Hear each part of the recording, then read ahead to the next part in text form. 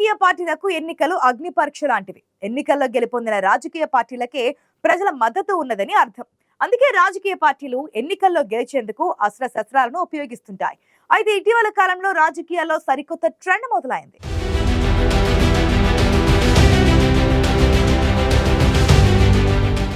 ఎన్నికల్లో రాజకీయ వ్యూహకర్తలు కీలకంగా వ్యవహరిస్తున్నారా?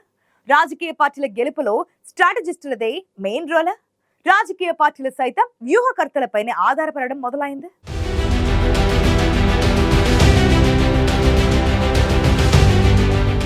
రాజకీయ పార్టీలకు ఎన్నికలే కీలకం. ఎన్నికల్లో గెలుపొందడమే లక్ష్యంగా రాజకీయ పార్టీలు ఎన్నో ఎత్తుగళ్లు వేస్తుంటాయి. అంతు చిక్కని వ్యూహాలతో ప్రత్యర్థి పార్టీలకు చెక్ పెట్టే ప్రయత్నం చేస్తుంటాయి. అయితే ప్రజల నాడిని అర్థం చేసుకోవడం అంత సులభం కాదు. అందుకే ఎన్నికల్లో గెలిచేందుకు రాజకీయ పార్టీలు నానా తంటాలు పడుతుంటాయి. అయితే ఒకప్పుడు నాయకులు నిత్యం ప్రజల్లో ఉంటూ ప్రజల నాడిని పట్టుకునేందుకు ప్రయత్నించేవారు. కానీ ఇప్పుడు రాజకీయాల్లో చాలా మార్పులు వచ్చాయి. సోషల్ మీడియాను ఉపయోగించే వారి సంఖ్య అంతకంతకు పెరిగిపోవడంతో పార్టీలు సైతం అదే బాటలో నడుస్తున్నాయి. ఇదే సమయంలో ప్రజల ఆలోచనలను ప్రభావితం చేసే వ్యూహకర్తలు రాజకీయాల్లో కీలక పాత్రను పోషిస్తున్నారు. గురూజీ రామ్ నారాయణ్ జీ ప్రపంచ ప్రఖ్యాత జ్యోతిష్యులు ఇప్పుడు మన హైదరాబాద్ లో ఎటువంటి సమస్యలకైనా తక్షణ పరిష్కారం చేయబడును. సంప్రదించండి 96651137 9000004357. రాజకీయ పార్టీల ఎన్నికల వ్యూహాల్లో కాలానుగుణంగా అనేక మార్పులు వస్తున్నాయి. సోషల్ మీడియా అంతగా వెలుగులోకి రాకముందు రాజకీయ పార్టీల అగ్రనేతలు ప్రజల సమస్యలు తెలుసుకునేందుకు రాష్ట్రాల్లో దేశవ్యాప్తంగా పర్యటనలు చేసేవారు. ప్రజల్లోకి వెళ్లడం ద్వారా పార్టీల నాయకులకు ఓటర్ నాడిని పసిగట్టడం సులభమయ్యేది. ప్రజల సమస్యలను ప్రత్యక్షంగా తెలుసుకుని వారికి భరోసా ఇవ్వడం ద్వారా ఓటర్లను ఆకట్టుకునేందుకు పార్టీలు నాయకులకు వీలు ఉండేది. రాజకీయ నాయకులు పర్యటించిన ఆయా ప్రాంతాల వారీగా సమస్యలు, ఇతర కారణాలు తెలుసుకుని వారిని ఆకట్టుకునేందుకు వ్యూహాలు రచించి అభివృద్ధి, సంక్షేమ పథకాలపై హామీలు ఇచ్చేవారు. గతంలో ఎల్కే అద్వానీ వంటి నేతలు దేశవ్యాప్తంగా యాత్రలు చేపట్టారు. ప్రజల్లోకి వెళ్లడం ద్వారా ప్రజలను ఆకట్టుకునేందుకు వీలు ఉండేది.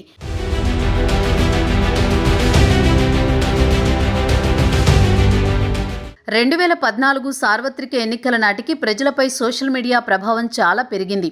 ఈ క్రమంలోనే ఎన్నికల వ్యూహకర్తలు కూడా రాజకీయాల్లో తమ ప్రభావం చూపించడం మొదలుపెట్టారు. ఏదైనా ఒక రాజకీయ పార్టీకి వ్యూహకర్తగా పనిచేస్తున్న వారు ఆ పార్టీ గెలుపే లక్ష్యంగా అనేక వ్యూహాలను అమలు చేస్తుంటారు.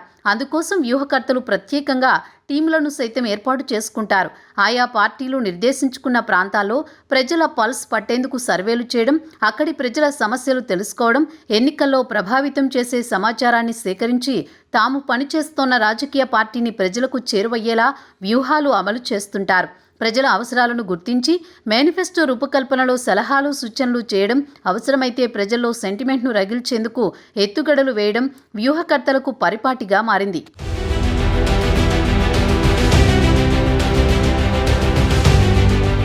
నియోజకవర్గాలకు సంబంధించి పోలింగ్ కేంద్రాల వారీగా ఓటర్ల సమాచారాన్ని సేకరించి పార్టీలకు అందించడం, ప్రచారానికి అవసరమైన వ్యూహాలను రూపొందించడం, వాటిని పెద్ద ఎత్తున ప్రజల్లోకి తీసుకువెళ్లాలని నేతలు, కార్యకర్తలకు దిశానిర్దేశం వంటివి చేస్తూ తమ వంతుగా సదరు పార్టీని గెలిపించేందుకు ప్రయత్నిస్తున్నారు వ్యూహకర్తలు.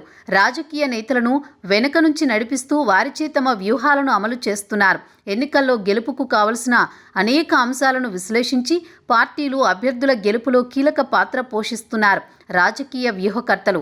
అంతేకాదు ఎన్నికల్లో విజయావకాశాలను పెంచుకునేందుకు టెక్నాలజీని సైతం విరివిగా ఉపయోగిస్తున్నారు.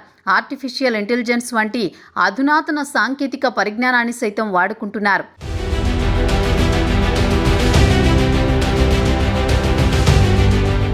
దేశంలోని చాలా రాష్ట్రాల్లో వ్యూహకర్తలను పెట్టుకున్న రాజకీయ పార్టీలు అధికారంలోకి రావడమో లేక గతంలో కంటే మెరుగైన స్థానంలోకి రావడమో జరుగుతోంది.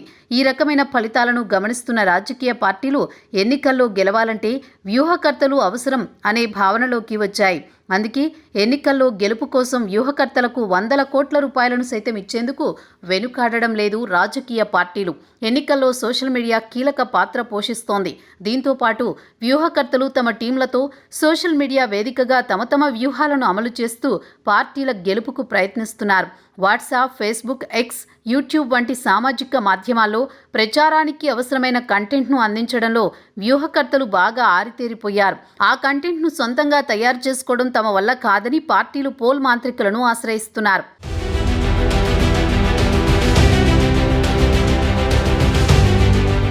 గతంలో ప్రజల్లో నుంచి వచ్చిన నేతలకు వ్యూహకర్తల అవసరం ఉండేది కాదు. అప్పట్లో గెలుపు ఓటములు నాయకులపైనే ఆధారపడి ఉండేవి. ఓటమి ఎదురైతే నైతిక బాధ్యత వహించడం వంటి పరిణామాలు కనిపించేవి. కానీ ఇటీవలి కాలంలో రాజకీయాలు వ్యాపారాలతో పెనవేసుకుపోవడం, ఎన్నికల్లో ధన ప్రవాహం భారీగా పెరగడం, బిలియనీర్లు రాజకీయాల్లోకి రావడం వంటి పరిస్థితులు వ్యూహకర్తల్ని తెరపైకి తెచ్చాయి. ఈ క్రమంలోనే కొందరు అభ్యర్థులు వ్యక్తిగతంగానూ పోల్ కన్సల్టెంట్లను నియమించుకుంటున్నారు.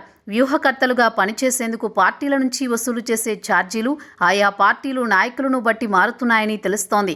అయితే ఎన్నికల వ్యూహకర్తలు తమ వ్యూహాల్లో భాగంగా ప్రత్యర్థులను దెబ్బతీసేందుకు తప్పుడు ప్రచారాలకు సైతం ఏమాత్రం వెనుకాడడం లేదనేది బహిరంగ రహస్యం.